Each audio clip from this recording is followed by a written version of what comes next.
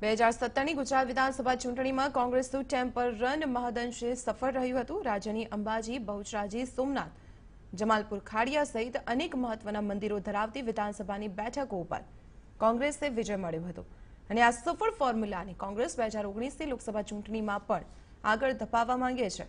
લોકસભા ચૂંટણી પ્રચારમાં રાહુલ ગાંધી અને પ્રિયંકા ગાંધી પણ મંદિર ફરતા જોવા મળશે। પ્રિયંકા ગાંધી આ વખતે અંબાજી અને સોમનાથ મંદિર જશે, ત્યારે કોંગ્રેસની આ મંદિર દોડ પર ભાજપ અને કોંગ્રેસ આમને સામને આવી ગયા છે। ભાજપના પ્રદેશ પ્રભારી ઓમ માથુરે નિશાન સાધતા કહ્યું કે ચૂંટણીમાં લાભ માટે તેઓ મંદિર જઈ રહ્યા છે। સામે કોંગ્રેસ નેતા શક્તિસિંહ ગોહિલે કહ્યું કે રાહુલ પ્રિયંકા મંદિરોના દર્શને જાય છે, તેનાથી ભાજપના પેટમાં દુખે છે।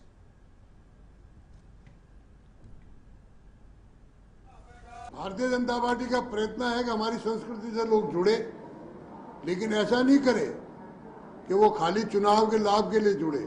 हम तो कहेंगे कि हर मंदिर जाए, कम से कम गुजरात तो पवित्र मंदिरों का स्थल है और हम इतना तो माने कि हमारे संस्कारों का कुछ असर हो रहा उन पर। भारतीय जनता पार्टी એટલી બધી બોખલાઈ ગઈ છે, એટલી બધી ચિંતિત થઈ ગઈ છે કે હવે એમને એવું લાગે છે કે ભગવાનના ઘર ઉપર પણ એમનું પેટર્ન છે ને એમનો અધિકાર છે। હવે ભગવાનના ઘરે રાહુલજી કે પ્રિયંકાજી જાય એમાં પણ ભાજપના પેટમાં તેલ રેડાતું હોય તો ભગવાન એમને ક્યારે